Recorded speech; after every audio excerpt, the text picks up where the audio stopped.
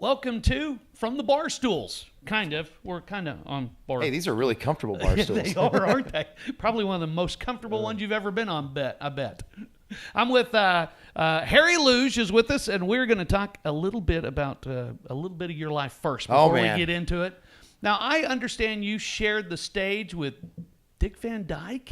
Yeah, that was many moons ago, but yes. When I was really a young cool. kid, I was about 5 years old, and Dick Van Dyke was attending the church that we were at, and we were doing a Christmas special, and Right. I was able to sing, and then he gave us these opportunities to go around and do the March of Dimes telethon. So we would wow. go around singing Dick Van Dyke songs on all the different telethons and stuff, and that's Wow. kind of where I dabbled into the music thing at the Right. very first time and really got the bug for it, and then that kind of just moved on over the years. And my father built a honky tonk in Arizona. When your typical small little dive bar with the corner stage that would Right. have the music 5, 6, 7 days a week sometimes. And I started off with big dreams of wanting to play there, and my Right. dad wasn't too excited about that idea.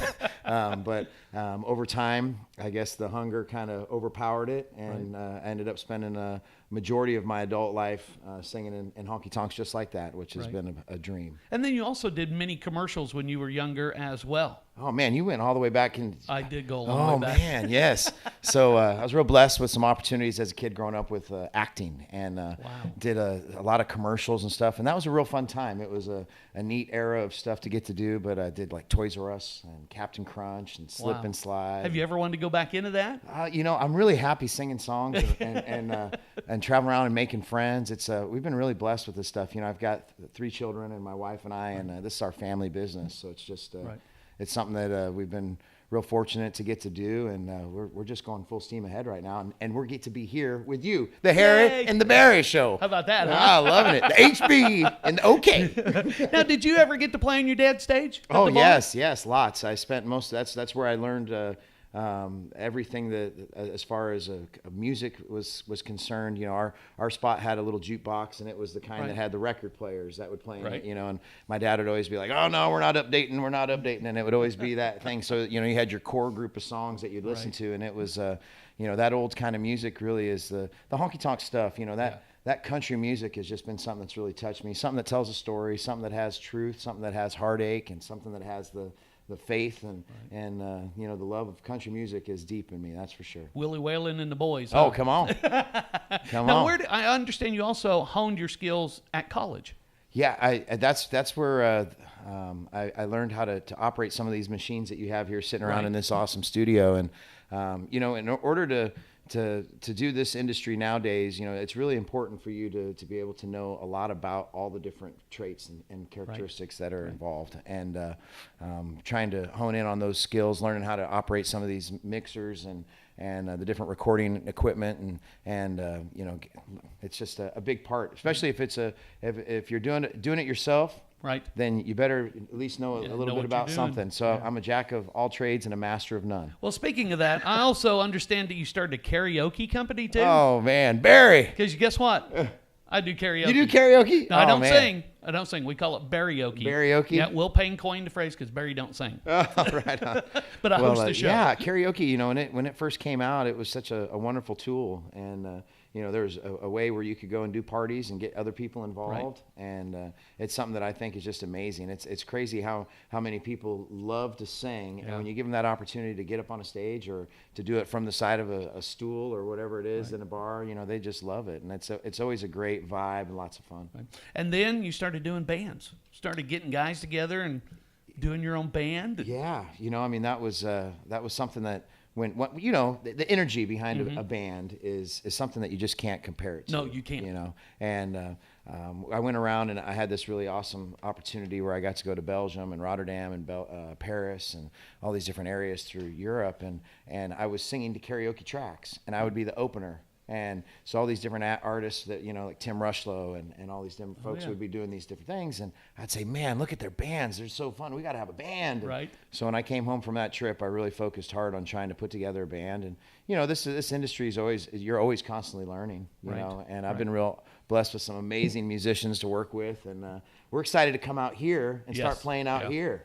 Okay, one more question about karaoke since I do karaoke. Uh-oh. What were some of your favorite songs you used to like to really have fun with doing karaoke? The go-to karaoke songs. Yeah. The first one's on the list. Oh man. Do you remember that far Yeah, back? you know, it's a lot of, I guess. Geez, he put me on there hard. know, You know, one of I my know. favorites was "Where Corn Don't Grow." That was good. Travis Tritt, when he cut that, I know it was originally a Waylon song, but that one was one that I really loved to sing.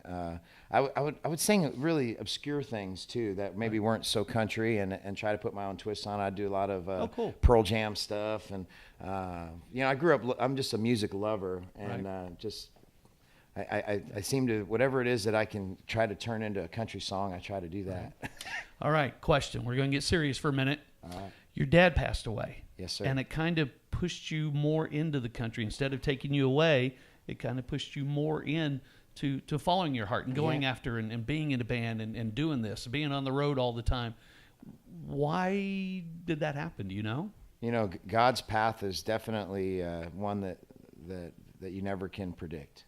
Right. You know, and at that particular time in our life, some obstacles that came up, and my wife, being the amazing person that she is our leader and our fearless leader, like that. And so she'd said to me, you know, I was like, I don't know what I'm going to do now. And she's like, well, you're a singer, so you're going to go sing, and we'll start over. We did a lot of businesses with my father. Right. So then, you know, when people pass, unfortunately, there's things that change. And so fortunately for us, it was a blessing, and we didn't realize it at the time. We get to do something that we really, really care about a lot. Cool. And we're getting to go out and touch people, meet new friends, and you know, play songs that I write, which is really, you know, a powerful thing. It's you know, just as we were driving over here, and we're tuning into your guys' station, and we're listening to all these songs that are playing on there, and it's getting us teary-eyed, thinking, man, you know, we have an opportunity of getting one of our songs to actually get to play on a station like this, and how cool is that? So it's pretty much a dream come true to be out this way. You know, being from Arizona, the music scene in Arizona is a great one, but you know, Texas is really where I've dreamed of being for my whole musical career. Right. And the opportunity to get to come out and do this and be out with my best friend, you know, traveling around and visiting people like yourself is a dream come true, man. So thanks for having me. Oh, you're thanks welcome. for, Thank you know, you we for got being some here. weather coming, so we were like, hey, we better figure this out. And Let's get it done. Appreciate it. Yeah, thank you. Well, also, now you got a brand new album that's going to be coming out soon. But have you done like how many albums have you done? 5? Or what? How many has it been? Do you know? Yeah, well, you know, my father, like I said, he had that bar, and in the back, I put a little studio back there, and I would spend a lot of time writing songs. So whenever I wasn't helping my wife with whatever it was at the bar, mostly getting in her way, probably. Right. But I know that when I feeling. thought I was helping, Yeah. that's, you know, I would go back into the room and I'd write, and then when I'd come up with a song, I'd burn out a CD of it, and then I'd come out and I'd hand it off to, you know, to people in the bar and say, hey, what do you think? What do you think? And over time, I would turn those into albums. And so it's been a real cool journey of, you know, just trying to share music with people. Is there a place that you like to write, like a go-to place when you want some inspiration? That's where I go. Is there like a room? Is there like a house? You wait for the wife to say something. You go, got it, honey. I'll be back in just a minute. You know, sometimes you know, it just hits you. You know, when something comes across and you're moved by it, whether it be a story that you've heard or something in your life that's happened, and you know, it just kind of touches you. I can go to sleep sometimes and have an idea in my mind, and I know that if I don't write it down or you know, put it on my notes on my phone or something, that I'm gonna forget it. And you know, there's been certain songs that I've written where it took just a few minutes to write. And then there's some that have taken where, you know, my wife would always tell me that I'm the king of the half song. I'll sit there and I'll start a song, I'll get about halfway through it and be like, all right, that's a good one, let's go to the next one. And or, you know, I ran out of that one hit a wall, you know, and I'll sit there and I'll sing those songs around the house for, you know, months. And then she's like, man, you need to finish that, you know. And so then I got to go find that spot that you're talking about. And Mama says get it done, you better go get it done. Very cool. I want to do something a little bit different. I want you to play a song for us because we're going to play the single here in just a second. Okay. Play a song that you love to play, whether it's live, whether it's for the wife, whether it's for the kids. Is there a song that you just love to play every day that it never gets old? You know, this is a song that, you know, since we're on Main Street, right? Okay, and I find myself singing songs on Main Street a lot. Right. And I thought it was so fitting when we were coming up here, and we are like, oh, and the little Google thing was talking to me, telling me how to get here, and says, okay, you know, turn on West Main Street, and I'm going, all right, man, we're Main Street and everywhere. And this song's called Music and Wine. Awesome. Here you go, Harry Luge. You can find me down on Main Street, singing songs that you might know. It's just a simple little dive, nothing fancy inside. So come as you are, and when you're down on your luck and just trying to survive, and I'm looking for love and a new way to fly. Oh yeah, you can pass the time through the music and the wine. So go on, girl, let your hair down. Well, ain't it nice to unwind? Go on, have yourself a smoke, listen to some jokes, leave your cares behind. And when you're down on your luck and just trying to survive, and I'm looking for love and a new way to fly, oh yeah, you can pass the time through the music and the wine, oh yeah, leave your cares behind, through the music and the wine. Oh man, very nice. Harry Luge with us. Thank you very much. Very good. I like it. Right on, man. Now, one thing that's happened in the last 10 years has been social media. Oh boy. You enjoy that part? Because you've got like 20,000 plus on man. Facebook followers. That's awesome. You know, it's a powerful tool, and it's been really exciting growing that. We've got a lot of friends that have just been real supportive. It's amazing how blessed we are. It's like, you know, we made a post just the other day saying that we were coming out here to do this, and there were so many folks that were saying, hey, come stay at our house. Hey, come out here. wow. Do you have, you know, where are you going to be at? We want to come hang out. And it moves us. Like my wife and I, we get a little misty-eyed. Right. You know, I call it misty-eyed. She calls it crying. But there's, just so we're on the same page, I'm not really calling it crying. That's right. Okay? And, you know, I find myself where, you know, go, wow, it's just, it kind of knocks me back, cool. You know, and being able to touch people. We do a live broadcast every Wednesday night on Facebook where we go live wherever it is that we are. And I'll play songs for like an hour and a half, sometimes 2 hours. It kind of just depends on how good the broadcast connection is. Sometimes where I'm at, maybe I don't have good Wi-Fi or something, so then that can make a difference in it. But for the most part, I try to take requests and just really give back. I'm so appreciative of these friends. Without this, you know, the support, you know, none of this would even be possible. All right, question. You get requests while you're doing that? Yes. So when you get on stage, do you kind of take a lesson, if you will, from Facebook and go, you know, maybe some people want me to do this song? Yeah. You know, what I need to do is I need to listen to my wife a little bit more. We all do, right? Because I tell you, she'll tell me, "Oh, honey, this song," and I'll be like, "Oh, baby, come on," you know. Right. and then you know, by the time it gets to the point where, okay, we're down to picking songs for what's going to be the single, and then every song that she said was going to be the single ends up being the single, and I go, man, I should have just listened to her. We could have stopped this whole time period right like that. Boom. But 4 or 5 days. Yeah, right? you know, a lot of times I try to read a crowd. And I don't ever, you know, sometimes it's new to people because I don't do a set list ever. Mm-hmm. So when I like to be organized, but I also like to be able to make it so that folks are enjoying what it is. So if somebody yells out, "Hey, do a whatever song," you know, I'm gonna give a shot at it just because you know, they're there to be entertained and to have fun. Right. And I want to make sure that they get to do those things. Cool.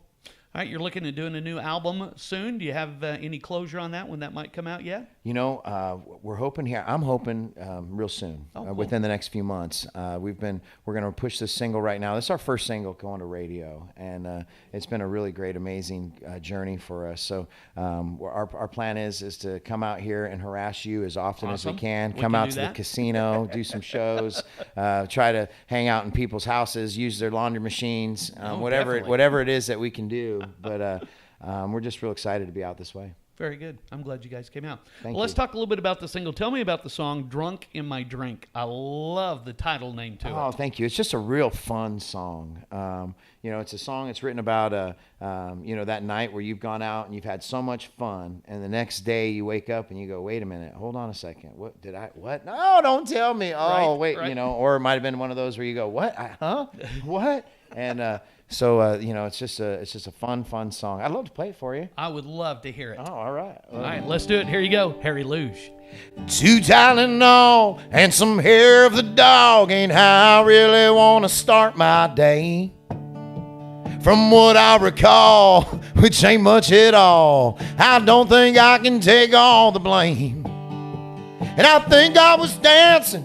Why was I dancing? I was way too smooth to be that bold. Must have been those goggles that made me think they were models, giving out their numbers to me. Who put that drunk in my drink? And those 3 sheets in the wind? Who gave that room a big spin and knocked me off my feet? Who put that drunk in my drink? Who got me wasted and ripped, hammered and lit, and wouldn't stop giving my arm a twist? Who put that drunk in my drink? And those 3 sheets in the wind? Who gave that room a big spin and knocked me off my feet? Who put that drunk in my drink? I want to know who gave that room a big spin and knocked me off my feet. Who put that drunk in my drink? Oh, there you go. I love it. Nice job. Harry, where could they find the, if they want to look you up on the internet and everything? Well, Harry Luge Music. That's Luge. Yes, just like the sled. Yeah. Yeah. And then also on Facebook or Instagram or Twitter. You know, we try to keep current with everything on there. You can find our schedule. HarryLugeMusic.com will guide you to all that stuff, awesome. Whether it be YouTube or whatever. We want to make sure that everybody has an opportunity to hear the music. So please, whatever format it is, we're on it. Very cool. Definitely look him up, all right? Harry, thank you very much. Thanks so much. I appreciate it. I appreciate it, Barry. Thank you very much. And that is from the Barstool.